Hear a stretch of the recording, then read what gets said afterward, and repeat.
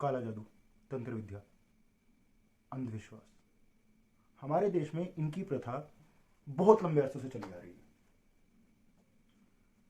और इतने आधुनिक युग में आने के बाद भी हम लोग इनको नहीं छोड़ पा रहे। हमें आज तक समझ में नहीं आया कि हम किसको समझें, किसको जाने। आज के युग में जहां इंसान चांद पर पहुंच चुका है, दूसरी गैलेक्सी को ढूंढ रहा है, वहां पर कुछ लोग ऐसे भी हैं जो आज भी काला जादू, तंत्र विद्या जैसी चीजों में अटके हुए हैं। इन चीजों में पढ़कर न जाने वो अपने घर बार और साथ ही साथ अपने दोस्तों को, यारों को और न जाने अनजान लोगों को कितनी तरह से प्रताड़ित करते हैं, उनको नुकसान पहुंचाते हैं। और नुकसान कोई ऐसा नहीं, उनकी जान तक का नुकसान पहुंचाते हैं। नमस्कार दोस्तों, मेरा नाम है नितेश कौशिक। आप देख रहे हैं वर्सेटाइल एडवोकेट और आ चुका हूं मैं अपनी एक बिल्कुल नई वीडियो के साथ, जिसमें हम डिस्कस करेंगे कुछ ऐसी खौफनाक दास्तां जो कि हमारे ही बीच में पनपती हैं, हमारे ही बीच में होती है और हमें उनकी भनक तक नहीं होती। चलिए शुरू करते हैं।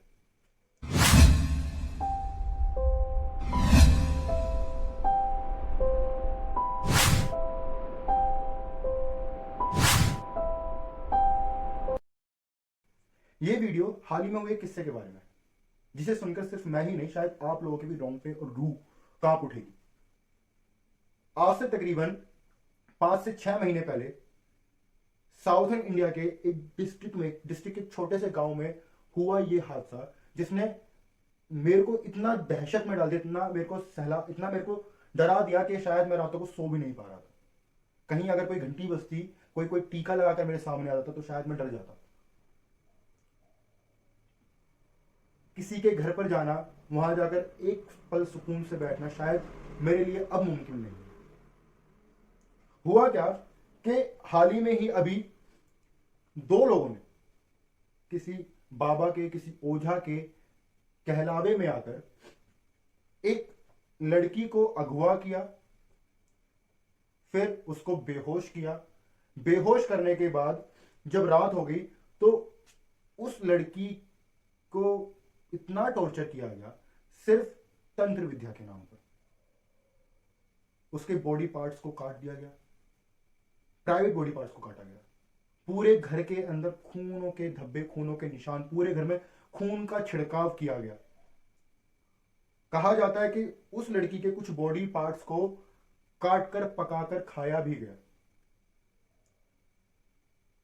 मगर मैं ये सोचता हूं कि इतना सब कुछ होने के बाद वो इंसान हमारे बीच में रह कैसे सकता है, और उसने ऐसा किया क्यों? जब इस बात की जांच की गई, जब ये चीज सामने आई, और सामने आई कब? जब उन दोनों ने फिर से एक बार कुछ ऐसा ही किया।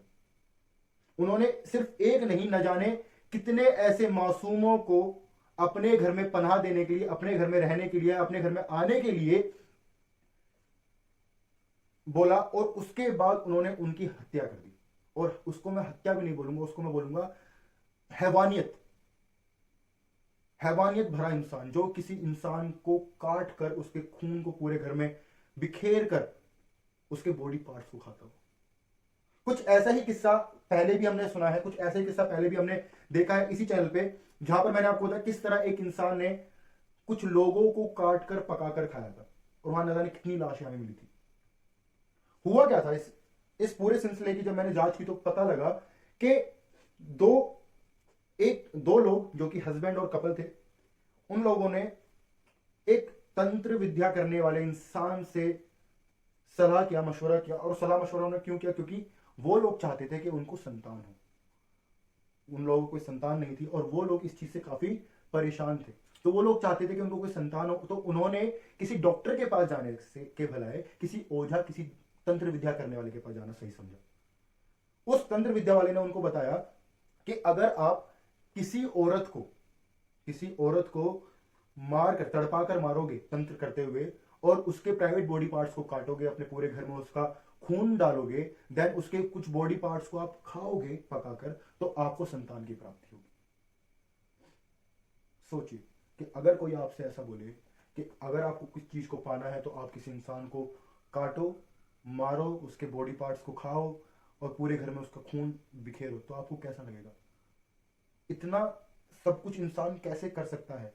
शायद मैं उन इंसानों से कि अगर मेरे सामने किसी जानवर को चोट लग जाए, उसको खून निकल जाए, तो मेरे को डर लगने लगता है, मैं कांप जाता हूँ, एक बार को मैं सहम जाता हूँ, मेरे आंसू आ जाते हैं। मगर किसी एक इंसान को जो चीख रहा है, चिल्ला रहा है तुम्हारे सामने, तुम उसको इतना कैसे परेशान कर सकते हो, इतना कैसे तुम उसको टॉर्चर कर सकते हो, सिर्फ कुछ अंधविश्वास के चलते। तो उन लोगों ने क्या किया, एक लड़की जो कि नेपाल से साउथ इंडिया गई थी किसी काम के लिए, वहां पे किसी काम को करने के लिए, उन्होंने उस लड़की को अपने घर में रहने के लिए बोला। वो लड़की जब वहां रहने लगी तो एक रात उन्होंने उस लड़की को सेम वही पूरा सेटअप डालते हुए, पूरी तंत्र विद्या करते हुए उसको परेशान, टॉर्चर किया, उसके बॉडी पार्ट्स काटे, पूरे घर में खून डाला, एंड देन उसकी बॉडी को डिस्पोज कर दिया, अपने किसी पास ही के खेत में जाकर उन्होंने उसको दफना दी। अब इस तंत्र विद्या को करने के तकरीबन 2 महीने के बाद जब वो दोबारा उस ओझा के पास गए, उन्होंने उससे बोला कि हमने ऐसा ऐसा किया, हमने उस औरत को मारा, और वो पूरा जो भी आपने बताया था हमने उसी तरह से उस चीज को किया, मगर उसके बाद भी हमें कोई रिजल्ट नहीं मिला, कोई चीज हमारे सामने नहीं आई, हमें कोई संतान प्राप्ति नहीं।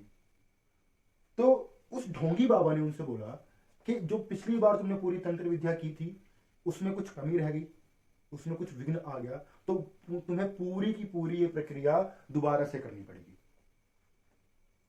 और इतना होने के बाद भी वो दोनों पति पत्नी ये नहीं समझे कि उनके साथ जो कुछ भी किया जा रहा है वो महज एक धोखा है, एक अंधविश्वास है, जिससे उनका कुछ नहीं होगा, जिससे उनको कोई बेनिफिट नहीं है।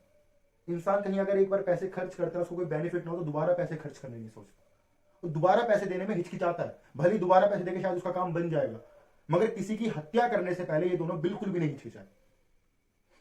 उन्होंने फिर से अपना एक टारगेट ढूंढा, उसको अपने घर पे इनवाइट किया, और फिर से उन्होंने सेम वही प्रक्रिया दोबारा से दोहराई। रात का माहौल, अंधेरा, पूरे घर में तंत्र विद्या का माहौल, कैंडल्स, नींबू, हरी मिर्च और न जाने क्या क्या।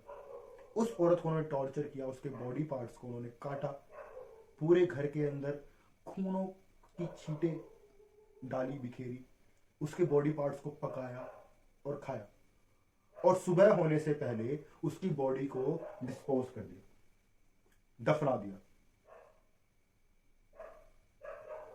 पुलिस वालों को शायद इसका पता ही नहीं लगता अगर वो उस औरत के बारे में इंक्वायरी ना करते। जिस औरत को उन्होंने पिछली बार मारा था वो नेपाल की थी, और वहां से वो भागकर साउथ इंडिया की तरफ आई थी, तो शायद उसको कोई ढूंढने वाला नहीं था, इसलिए उसके बारे में किसी को नहीं पता था। मगर जो दूसरी औरत थी ये वहीं किसी पासी के जिले की थी, और उसको ढूंढते हुए कोई उसके रिलेटिव्स वहां तक पहुंच गए। जब पुलिस वालों ने इंक्वायरी की तो उनको पता लगा कि आखिरी बार ये औरत इन दोनों पति पत्नी के पास आई थी। जब इन दोनों से इंक्वायरी की गई, इनके घर की तलाशी हुई, तब पता लगा कि पूरा माजरा क्या है।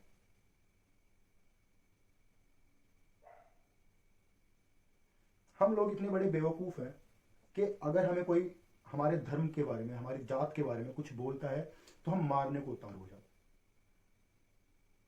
हम अपने धर्म से जुड़े हैं, सेंटिमेंटल है, बहुत अच्छी बात है। हम अपने देवताओं की पूजा करते हैं, भगवान की पूजा करते हैं, रहीम अल्लाह सबकी हम पूजा करते हैं, मगर ऑन दी अदर हैंड हम लोग ये भूल जाते हैं कि हम लोग इंसान हैं। ऊपर वाला भी हमारी मदद तब करेगा जब हम इंसानियत दिखाएंगे। किसी को मार कर कैसे हम कुछ चीज पा सकते हैं?